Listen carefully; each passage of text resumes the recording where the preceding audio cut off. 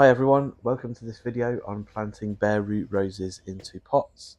This is something that I do for the first year with bare root roses, just so that I can move them around the garden, see where they fit in best with my other plants, and I can also then plant them into the garden once I've decided on their best positioning.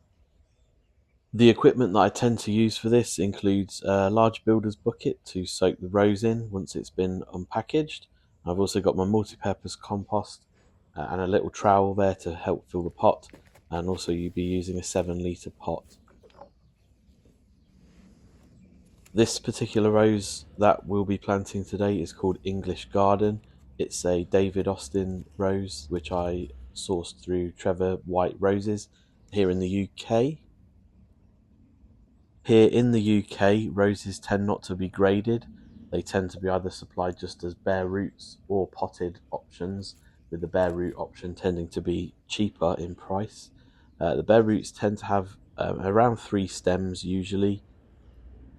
The roses tend to be grafted onto a root stock.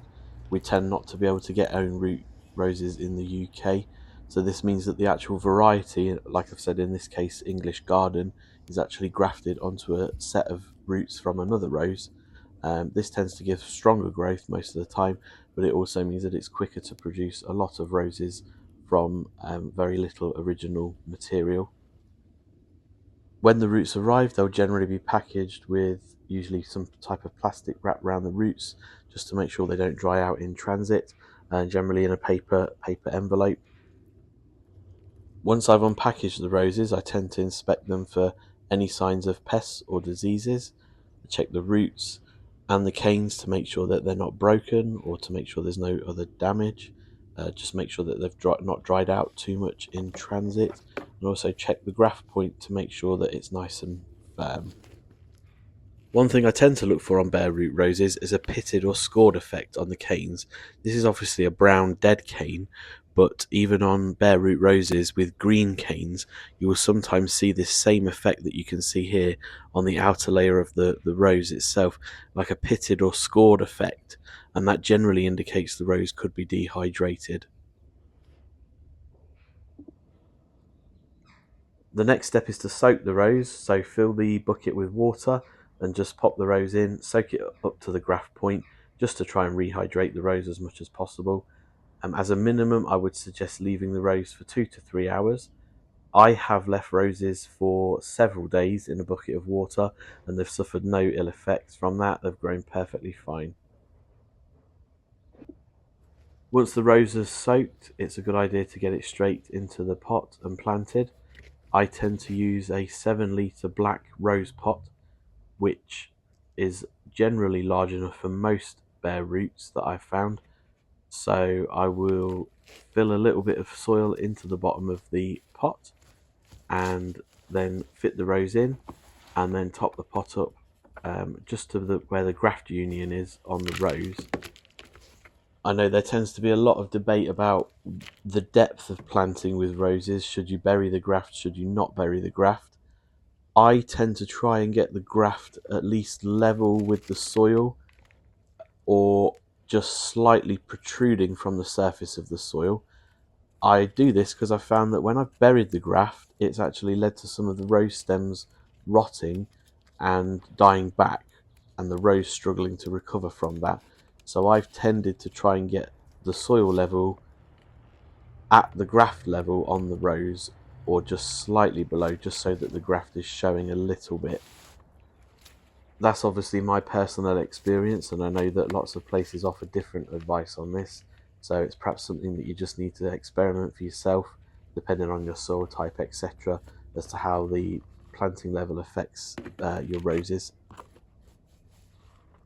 One other thing that I tend to do is to remove the tag that comes attached to the roses. Usually they come with either a paper or plastic tag attached to one of the stems. I tend to remove this on planting the rose, purely because I've found that, again, that can actually cause dieback. I've noticed on various plants over the years that the stem with the tag on it has eventually died off and died right back to the graft point. So I just tend to remove it and put the label in the pot so that I don't forget which rose is which. I tend to use a multi-purpose compost for this job, purely because the roses are just going to be staying in those pots for probably a year, 18 months maybe, and it's got enough in it to look after the rose for that long, and then they'll go out into the garden. But I use the multi-purpose compost because it's easy to get hold of, and it seems to do the job quite well really. So I'll just firm the compost around the rose, put the tag in so that I don't forget which rose it is.